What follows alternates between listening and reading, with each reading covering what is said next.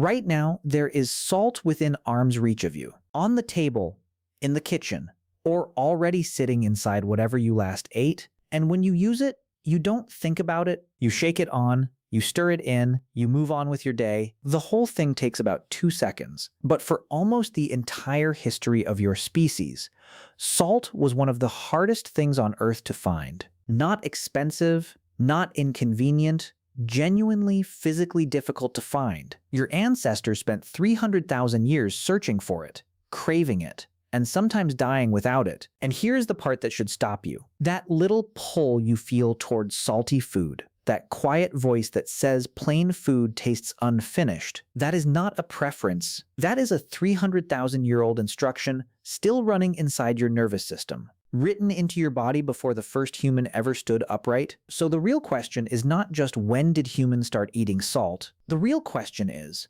why can't your body tell that the search is already over? Let's start with why your body cares about salt this much.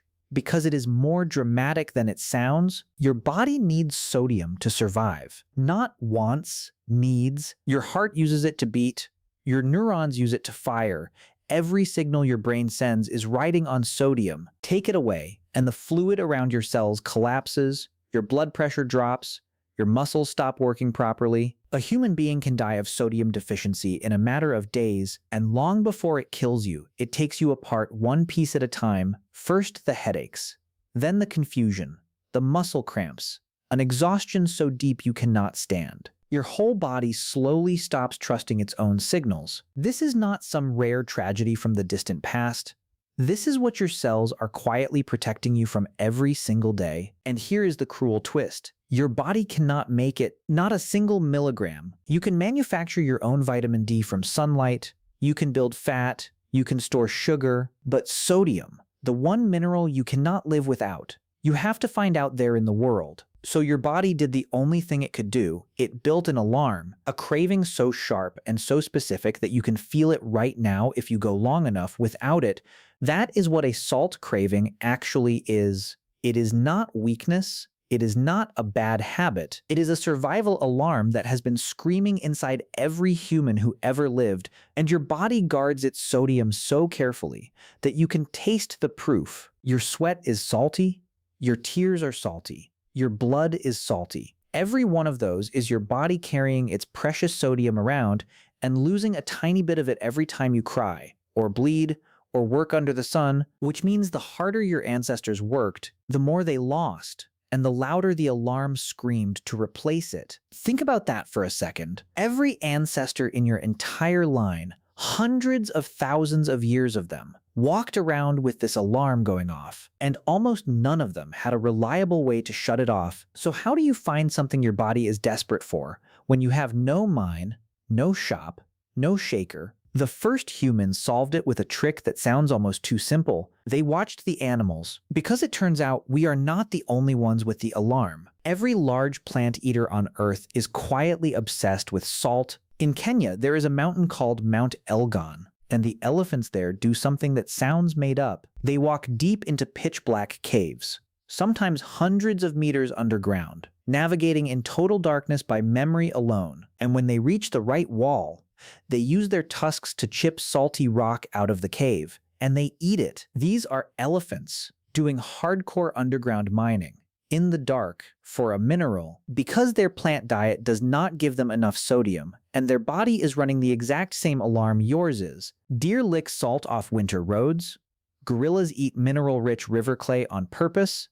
Even butterflies do it. Yes, butterflies, those delicate little things drifting over the flowers, will land on mud, on sweat, even on someone's tears, just to get a hit of salt. Nature designed the single most fragile creature it could think of, and gave it the exact same salt addiction as a grown man reaching for a bag of chips, and your ancestors watched all of it. They were incredible observers. They followed the herds, they learned the migration routes, and the places the animals kept returning to. The mineral springs, the salt licks, the strange white clay, those became the places humans returned to as well. For hundreds of thousands of years, the whole strategy was that simple. Go where the animals go, eat what the animals eat, let the landscape tell you where the sodium is hiding. But that strategy had a brutal flaw. Salt does not spread itself out evenly across the world. It clusters in some regions and is almost completely missing in others, and the part of Africa where much of human evolution happened was, in many areas, sodium poor, which means for a huge chunk of our history, the alarm was always ringing, and the answer was never quite enough. So let me take you there. Imagine a small group of early humans, maybe 25 people, moving through what is now Ethiopia.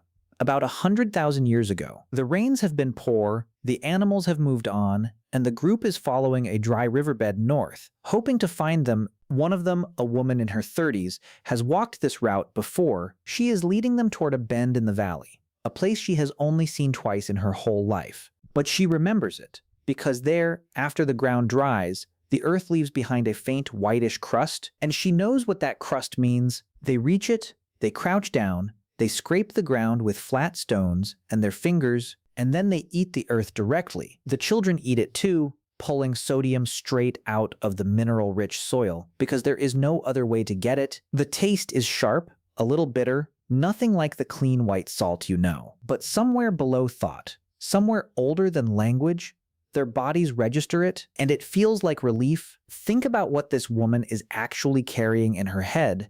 No map, no writing, just the memory of a place she saw once, years ago, and the ability to recognize what a patch of pale, cracked earth means for everyone walking behind her. Her memory of that white crust is the difference between the group living and the group dying. That is what salt was worth long before anyone ever put a price on it. They sleep there that night, they stay maybe 2 days, and then they move on because the deposit is small and it is already running out. Find it, use it up, move on. That was the rhythm of salt for most of human history. Now, does that sound desperate to you? Because there is one group still living something close to it. The Hadza of Tanzania are one of the last hunter-gatherer peoples on Earth, and they don't season their food. They have no shaker, no salt source at all. So where do they get their sodium? From the animals. A Hadza hunter who brings down an antelope will eat the liver almost immediately, still warm, because the blood and the organs of a fresh kill are loaded with sodium,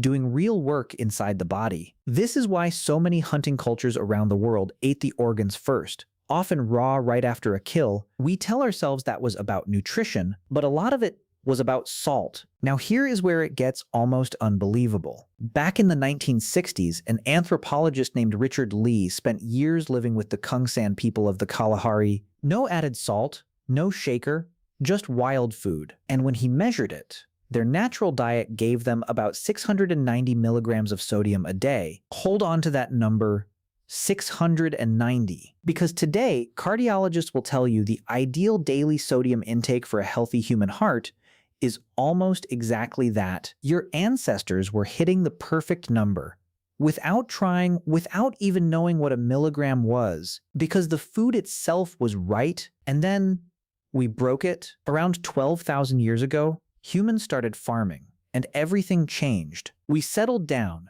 and we started eating mostly grain, wheat, barley, rice. And here's the thing nobody warns you about grain. It has almost no sodium in it. For the first time in the entire history of our species, the main thing we ate could not answer the alarm. The craving that had always been there suddenly became unbearable. Because now you could eat all day, feel full, and still be starving for the one mineral your nervous system cannot live without. Picture it, you grind grain from sunrise, you bake the bread, you eat until your stomach is heavy, and your body is still ringing the exact same alarm it rang 100,000 years ago in that dry riverbed. Full and starving at the very same time. For the first time in human history, people were surrounded by food that could not save them.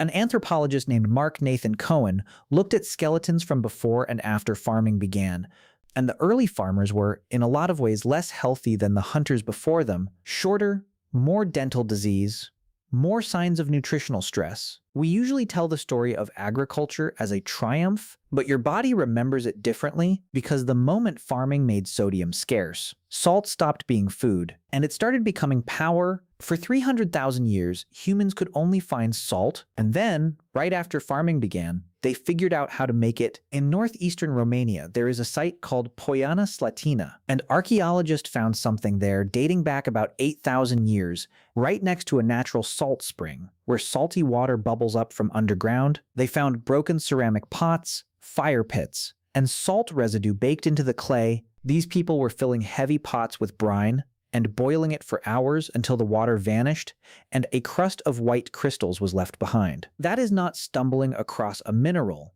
That is a process, a factory. And here's what stopped researchers cold. This was not a city. There were no kings here, no writing, no empire, just early farmers who were already running an organized salt operation big enough to leave a mark we can still dig up today. The pots tell the whole story. They found hundreds of broken ones because boiling brine cracks ceramic constantly. They just kept making new pots, season after season, maybe for generations. Think about how badly you have to want something to keep boiling water in pots you already know are going to shatter over and over for lifetimes. Nobody does that for a luxury. You only do that for something you cannot live without. And the salt did not stay there. Chemical traces of it show up at sites 100 kilometers away. Somebody was carrying it, trading it, moving it across the land. Now, here is the part that genuinely gives me chills. This was not happening in just one place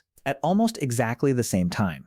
8,000 years ago, people in China were harvesting salt from a great salt lake, and on the other side of the planet, on the coast of Peru, people were building shallow basins to evaporate seawater. 3 continents, 3 peoples, no contact with each other, all arriving at the same idea, inside the same 1,000-year window. When a behavior shows up independently, everywhere, at once, it usually means something in the world just changed, and farming had just made deficiency the default, and everyone was scrambling for the same answer. And once salt became survival, it became one of the most valuable things on Earth. Every Roman soldier was paid partly in a salt allowance. The Latin word for it was salarium, which is where your word salary comes from. Every paycheck you have ever received is an echo of paying people in rocks that taste salty, and it does not stop there. When you call someone worth their salt, you are quoting a Roman payroll. When you eat a salad, that word traces back to the Romans salting their vegetables. Salt is hiding inside your language, the same quiet way it now hides inside your food. Ancient Egyptians packed their dead in a sodium compound to preserve them. Salt was tied to death and eternity itself. Traders hauled slabs of salt across the Sahara Desert and exchanged them for gold, sometimes weight for weight. Let that sit for a second. Salt and gold, balanced on the same scale, equal, because in a farming world, far from the sea, gold could not keep you alive, but salt could. Empires taxed it. France had a salt tax so hated it helped fuel a revolution, and when Gandhi led a march in India in 1930, it was not about seasoning, it was a protest against a government taxing a substance that 1 billion bodies physically needed to function. That is what salt really was, not a condiment, a controlled substance. And then something strange happened. Salt got cheap, machines started mining it, evaporating it, shipping it around the world. And in about 150 years, salt went from being worth its weight in gold to being one of the cheapest substances on the planet. Today, a kilogram of table salt costs less than a cup of coffee. The 300,000-year search is over. But here is the twist your body never got the memo about. The scarcity ended. The craving did not. Your nervous system, your kidneys, your brain are all still calibrated for a hunter-gatherer's world. Around 700 milligrams of sodium a day, the average person today eats around 3,400, nearly 5 times that, and it is hidden everywhere. In bread, in cheese, in almost every packaged thing, salted before you ever touch it. You are not even the one adding most of it. It was added for you in a factory, days or weeks before it reached your mouth. Most people assume the shaker is where their salt comes from, but the shaker is barely a fraction of it. The rest is already inside, invisible, waiting. And yet, the craving still does not switch off, because scientists have found that when your body finally gets sodium, it lights up the same reward pathway as an addictive drug, flooding your brain with dopamine. The same chemical hit, the same reward circuit that fires for the things we actually call addictions, and salt earned that response honestly for 300,000 years. Finding sodium really was a small victory, a genuine survival win worth celebrating. Your brain just never updated the reward, so it still throws a tiny party every single time you finish a bag of chips. Your brain is rewarding you for finding something it still believes is rare and precious. Nobody ever told it that it is now inside everything. Does that sound familiar? Because if you have seen our video on when humans started eating sugar, you already know this pattern. Your body is running ancient software in a modern world. The program is doing exactly what it was built to do. Chase the signal, feel relief when you find it. Never fully shut off the alarm, because for 300,000 years, shutting it off would have killed you. So sit with this for a moment.